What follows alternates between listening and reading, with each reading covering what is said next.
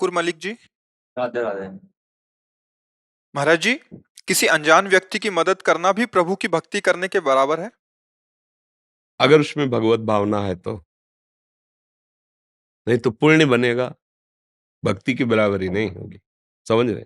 जैसे कोई अनजान व्यक्ति या कोई भी है और उसको जो आवश्यकता है, मान लो गिरा पड़ा है, हमें उठाने की आवश्यकता है, बीमार है अस्पताल ले जाने की आवश्यकता है, भूखा है भोजन देने की, ठंडी है उसे कपड़े की जरूरत है, तो अगर हम अपनी वस्तु मानकर उसके पास वस्तु का अभाव है और मैं देता हूं तो ये पुण्य बनेगा। अगर ये हुआ कि इसके अंदर हृदय मंदिर में भगवान बैठे हुए हैं, हमारे पास जो कुछ है वो तो सब भगवान का दिया हुआ, ये भक्ति हो गई, ये भगवान की प्राप्ति का हेतु हो गया और वो तुम्हारा पुण्य बना, उसका तुम्हें फल मिलेगा। 1 रुपया दिया 100 की व्यवस्था हो जाएगी आगे चल करके। समझ पे जी। विनय सिंह जी अमेठी से। राधे राधे। राधे राधे महाराज जी, आपके चरणों में कोटि कोटि प्रणाम। महाराज जी, हमारी माता जी यहाँ से दीक्षा प्राप्त की हुई है, क्या उनका शरीर पूरा होने के बाद जो भी अंतिम क्रियाएं होती हैं उसे हम कर सकते हैं या फिर उसमें कोई बदलाव होगा? नहीं, गृहस्थ धर्म की दीक्षा ली है ना, हाँ, इसलिए जैसे आप करते हो वैसे ही कीजिए। विरक्त होने के बाद फिर वो क्रियाएं रुक जाती हैं, फिर वैराग्य मार्ग से उनका संस्कार होता है। तो आप गृहस्थ धर्म से युक्त हैं और उन्होंने भी गृहस्थ मंत्र लिया है, तो इसलिए आप अपने गृहस्थ धर्म की ही दिनचर्या कीजिए। महाराज जी, मन में एक संशय बना रहता है, कृपया समाधान कीजिए। महाराज जी, हम पति पत्नी गले में तुलसी माला धारण करना चाहते हैं, क्या तुलसी माला धारण करने के बाद जो पति पत्नी की क्रियाएं होती हैं उसे हम कर सकते हैं या नहीं? हाँ, दीक्षा लेने के बाद भी हो सकता है। देखो, आज के ही सत्संग में था, गृहस्थ धर्म में उसे मुनि कहा गया। आज के जो सत्संग में था कि जो धर्म पूर्वक धन कमाता है, पति अपने पति से और पति अपने पत्नी से ही धर्म पूर्वक संयोग करता है, अन्य वो व्यभिचार कहा जाता है, वो पाप कहा जाता है। पर पाणी ग्रहण संस्कार किया है तो अपनी पत्नी से पति, पति से पत्नी, ये जो संयोग है धर्म पूर्वक, शास्त्र जिसे, कानून जिसे पास करता है ना, वो हमारे लिए बाधा नहीं पहुंचाएगा।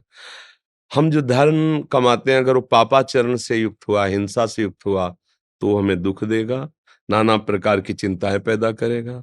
धर्म पूर्वक कमाएं, भगवद अर्पित करते हुए प्रसाद रूप से पाएं, बड़ा सुंदर जीवन होता है। ये जरूर है कि मनमानी आचरण करने से, अधर्म आचरण करने से थोड़ा लगता है कि धन अधिक आ गया, हम थोड़ा संसारिकता रजोगुणित और प्रभाव दिखा सकते हैं, पर वो फिर नष्ट कर देता है।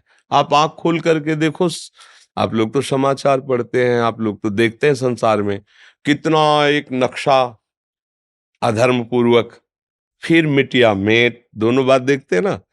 या शास्त्र में देख लीजिए, चलत दशानन डोलत अवनी, भयवश लोकपाल डर जाते थे। हालत क्या हुई, लात मारते खोपड़ी में बंदर, जैसे फुटबॉल में ऐसे रावण की खोपड़ियों में लात मारते थे। तब मंदोदरी ऐसे, राम विमुख असहाल तुम्हारा, ये तुम्हारी दुर्दशा हुई ना, ये भगवान से विमुख होने के कारण हुई है। नहीं तो एक समय वो था कि भुजाएं ठोक देता था तो लोकपाल भी कांपते थे। तो मनुष्य जन्म मिला है, माना कि धर्म से चलोगे, नमक रोटी खाओगे, पर आनंदित रहोगे, शांति रहेगी, आपका परिवार उन्नतशील होगा। अधर्माचरण करोगे, माना कि बहुत अच्छा तुम्हारी व्यवस्था हो जाएगी, पर भोगने लायक नहीं रहोगे, अशांति पैदा हो जाएगी।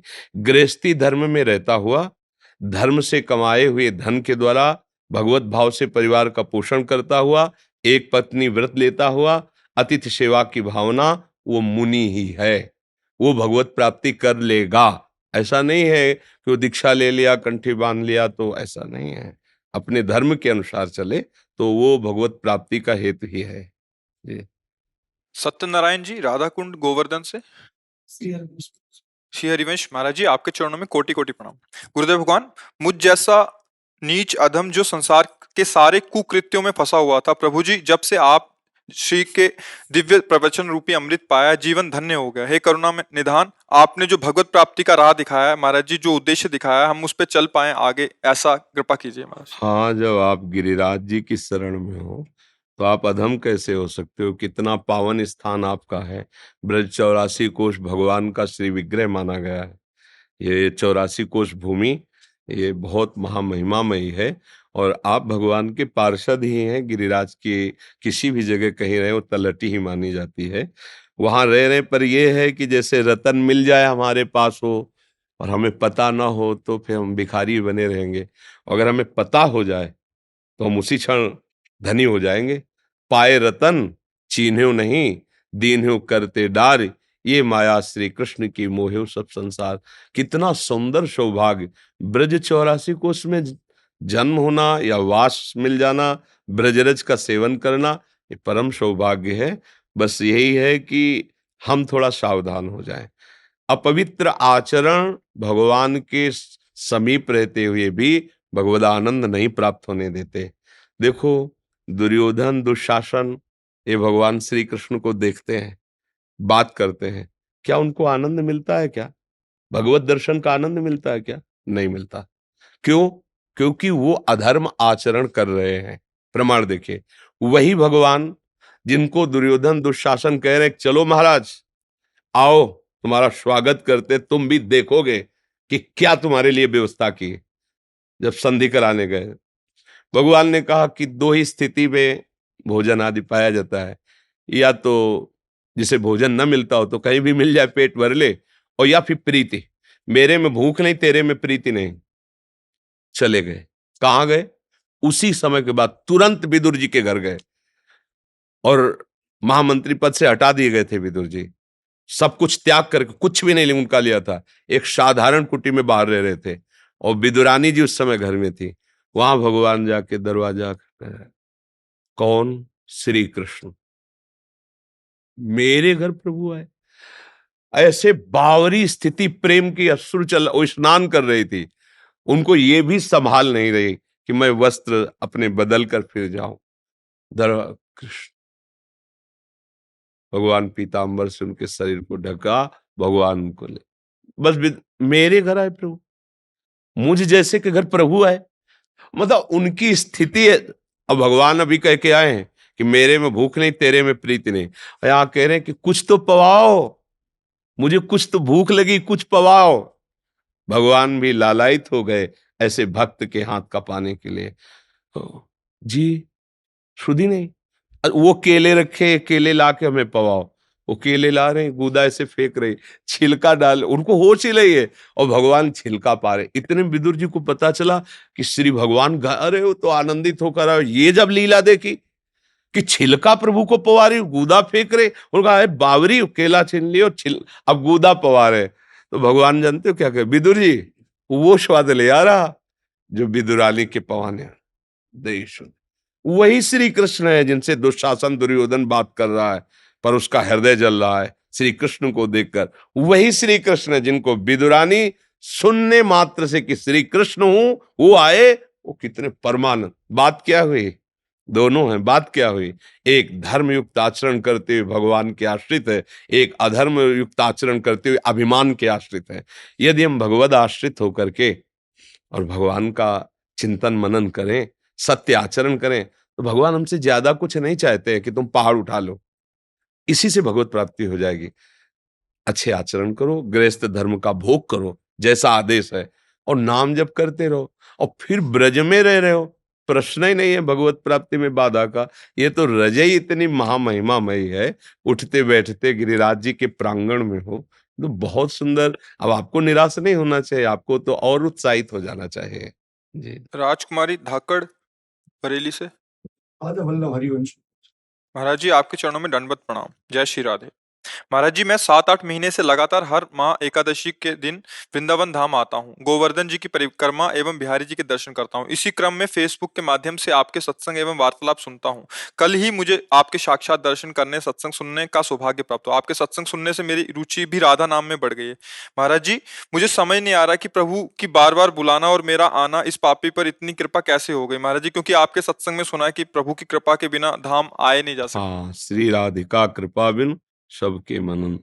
तो इसमें श्री जी का प्यार है, दुलार है उनका। हमारा कोई कर्म नहीं है कि हम वृंदावन लायक हों, ये उनका प्यार है। हम अपने ऊपर से भी कहते हैं कि हमें तो केवल श्री जी की कृपा दिखाई दी है, कोई तपस्या साधना मतलब आप लोग तो गृहस्थ हैं, आते जाते हैं, अपना तो बचपन से भगवत मार्ग रहा, तो हम अपने को अयोग्य समझते हैं कि हम इस धाम में रहने लायक नहीं हैं, जहाँ ऐसे परमहंस महापुरुष जो प्रिया प्रीतम के प्रेम में निमग्न हैं, जहाँ बड़े बड़े महापुरुषों ने श्री जी को दुलार किया, वहाँ अपने जैसे शरीराभिमानी, सम्मान प्रिय, नाना प्रकार की वासनाओं वाले कैसे श्री धाम वृंदावन के अधिकारी।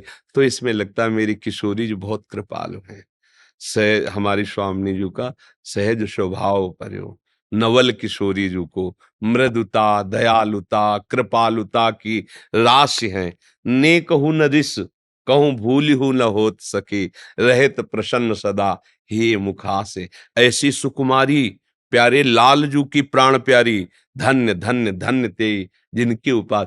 अब श्री जी की कृपा क्यों और कैसे, वो अकारण कृपालु है, न जाने कौन से गुण पर दयानिधि रीझ जाते हैं, ये उन्हीं की कृपा है। अपने कभी गुणों की तरफ देखे ना, अपने में जो गुण हैं उनकी कृपा बल से हैं, तो फिर हमारा जीवन उनकी कृपा से उनके तक पहुंच जाएगा। अपनी साधना का बल नहीं, उनकी कृपा का बल। तो हमें तो हर पल उनकी कृपा ही दिखाई दे रही है, एक एक कदम में उनकी कृपा संभाल रही, उनकी कृपा आगे बढ़ा रही। तो आपके ऊपर भी तो वही कृपा है, हम सब हैं तो उन्हीं के ही, उन्हीं के तो अंश है ना। हम माने या ना माने, पिता तो पिता ही होता है ना, तो जगत पिता भगवान है ना, तो हम सब हैं तो उन्हीं के बच्चे। भूल से खेलने में लगे हैं, नहीं जान पा रहे, नहीं लौट पा रहे, पर उनकी नजर तो है ना कि मेरा बच्चा है, वही नजर घसीट लेते हैं। और अगर हम कहीं उधर देख लें कि मेरे प्रभु हैं, तो अभी निहाल हो जाएंगे, प्रेम में डूब जाएंगे। ये उनकी करुणा नजर है, कृपा नजर है। अंजलि अजीत सिंह जी ग्वालियर से। राधा वल्लभ सिंह महाराज। महाराज जी आपके चरणों में कोटि कोटि नमन। महाराज जी मैं नाम स्मरण तो करती हूँ और सत्संग प्रवचन भी सुनती हूँ महाराज जी, इसके बावजूद भी कभी कभी घरेलू कार्यों से या रिश्तेदारों के पिछले और वर्तमान व्यवहार से मेरा मन बहुत आक्रोशित हो जाता है और फिर मुझे अपने आप पर भी गुस्सा आता है। मैं अपने भगवत मार्ग पर सही नहीं चल पा रही। नहीं, इसमें देखना है कि गुस्सा आना हो सकता है, दुख आना भी हो सकता है, हमें सहना पड़ेगा। सहत सहत बाढ़े भगत, जब परमार्थ पे चल रहे हो तो ये सहना से। मन में गुस्सा आ जाना कोई बात नहीं, पर जवान पे आके और उसकी क्रिया कर देना आप गलत हो जाएगा। मन में विकार आ जाना कोई बात नहीं, वो तो आ जाएगा, सामने वाला ऐसा कर रहा है। अब हम चाह रहे हैं कि आप ठीक से चलो, समय दे रहे हैं, आप ठीक से नहीं चलोगे, फिर हमें मन में आ जाएगा ना गुस्सा। 100 बार समझाया पर तुम्हारी समझ में नहीं आ रही, तो फिर भी हम समझाएंगे, भले नाराज होके समझाएं, अहित नहीं होने देंगे, अमंगल नहीं होने देंगे। ये थोड़ा हम में और संसारी पुरुष के क्रोध में अंतर है। हम तुम्हारे ऊपर गुस्सा होंगे, तुम्हें नाराजगी से बात करेंगे, पर तुम्हारा अमंगल नहीं होने देंगे। ऐसे ही आप लोग करो, पुत्र को समझाना है, परिवार को समझाना है, गुस्सा कर सकते हो, अमंगल की भावना नहीं, गुस्सा करना पड़ेगा। अब जैसे अधिकारी है कोई, अब वो गुस्सा न करेगा तो कैसे चलेगा। कुछ लोग ऐसे होते हैं जो कड़वी भाषा ही समझते हैं, प्रेम की भाषा नहीं समझते हैं, और आप ऐसा ऐसा ऐसा, तो फिर वो समझ, जैसे बच्चा है बार बार प्यार से आप ऐसा ना करो, नहीं समझेगा। अगर ऐसा कि थप्पड़ मार देंगे तो बार बार कड़वा भी बोल लिया, अच्छे से नहीं समझते तो फिर बहुत दुख होता तो है। भगवान के ऊपर समर्पित कर दो कि सारे सृष्टि को आप चलाते हो, आप भी इनको देख लीजिए, हमारे बस की बात नहीं, हम तो आपकी शरण में, सब बात बल जाएगी। अब अगर हमारे संभाले नहीं संभल रहा, तो बात हम अपने भगवान को दे देते हैं कि प्रभु आप संभालो, और वो संभाल लेंगे, वो तो सारी सृष्टि को संभाले। अपने निश्चिंत होकर के नाम जप करें, जो हमारे हृदय में क्षोभ हो उसे शांति से सह जाए, वही तपस्या हो जाएगी, वही भक्ति बन जाएगी। और देखो भगवान सबको संभाल रहे हैं, जितना हमें सेवा दी उतना हम कर लेते हैं, फिर जब नहीं होता तो भगवान संभाले, फिर उनके ऊपर दे देते हैं जी। महाराज जी अपने मन को किसी भी कठिन स्थिति में शांत कैसे रखा जा सकता है, कृपया मार्गदर्शन। विवेक, जो बुद्धि पर भी शासन कर सकता है उसका नाम विवेक है। विवेक के द्वारा बुद्धि युक्त होती है तो मन को शासित कर लेती है, मन को अधीन कर लेती है। नहीं तो जैसे हमारे सुना कि ये नहीं करना चाहिए, मन प्रेरणा कर रहा है और हम कर बैठे, तो इसका मतलब बुद्धि निर्णय ठीक नहीं कर पाई। क्यों? क्योंकि उसमें विवेक नहीं है। और विवेक प्राप्त होता है सत्संग से, शास्त्र स्वाध्याय से, भगवान की भक्ति से। बिना विवेक के शासन नहीं कर सकते। मन बहुत बड़ा तूफान है, वो जब अपने रंग में आता है तो किसी को नहीं बख्शता है, वो करवा ही बैठता है जो उसे करवाना होता है। अगर उस पर कोई शासन कर सकता है तो भगवान का कृपा पात्र, जो भजन, शास्त्र स्वाध्याय, सत्संग, पवित्र आचरण, उसमें विवेक हुआ, विचार के द्वारा काट दिया। ऐसा ऐसा ऐसा अंदर ही विचार आया और बाहरी किसी सहयोग की जरूरत नहीं, और शांत हो गया। अगर विवेक नहीं है तो फिर सीधा आक्रमण मन का होता है, और मन जो जलन पैदा करता है उसको सह पाना बहुत कठिन होता है। बाहर का आप डंडा बर्दाश्त कर सकते हैं, मन का डंडा नहीं। वो जब मारता है तो बड़े बड़े बलवानों को व्याकुल कर देता है, और मन को जो दबा सके उसका नाम विवेक है, बुद्धि नहीं। विवेकवती बुद्धि मन को शासन में ले लेती है। अभी अपने लोगों की दुर्दशा है, विषय ने इंद्री को वश में कर रखा है, इंद्री ने मन को वश में कर रखा है, मन ने बुद्धि को वश में कर रखा है, जो चाहता वो सब करवा रहा है। और इसका उल्टा होना चाहिए, बुद्धि मन को वश में रखे, मन इंद्रियों को वश में रखे, इंद्रियां विषयों से विरक्त हों। अब हम ऐसा कोई दृश्य देखा, कोई भोग देखा, मतवाले हो गए, तो हमारा पूरा सिस्टम उल्टा है, नष्ट होने वाले मार्ग में जा रहा है। अब अध्यात्म का अगर ज्ञान हो, अध्यात्म से, तो इसको उल्टा करना है। और है ऐसा ही कि बुद्धि शासित मन, मन शासित इंद्रियां, और इंद्रियां निर्विषय, तब वो आनंद का अनुभव होता है। अभी बिल्कुल उल्टा है, छोटा छोटा विषय इंद्रियों को अधीन किए, मना खष्टान इंद्रियाणी प्रकृति स्थानी कर सती, ये प्रकृति हमारे मन को अधीन किए हुए, जो चाहता है वो मन हमसे करवा लेता है। इसलिए हमारी दुर्दशा हो रही है। कठिन से कठिन परिस्थिति में भी जो संभाल कर सकता है वो है विवेक, वो है विचार, वो है भजन, वो सत्शास्त्र स्वाध्याय, पवित्र आचरण। अब इनकी तरफ हम लोगों का ध्यान नहीं। जो मन आया सो खा लिया, जो मन आया सो पी लिया, जो मन आया सो भोग लिया, जैसा मन आया वैसा कर लिया, लक्ष्य केवल धन चाहे जैसे मिले, तो फिर वो बात अलग हो गई। इसलिए समझ में नहीं आता और मन जैसा चाहता वैसा करवा लेता है।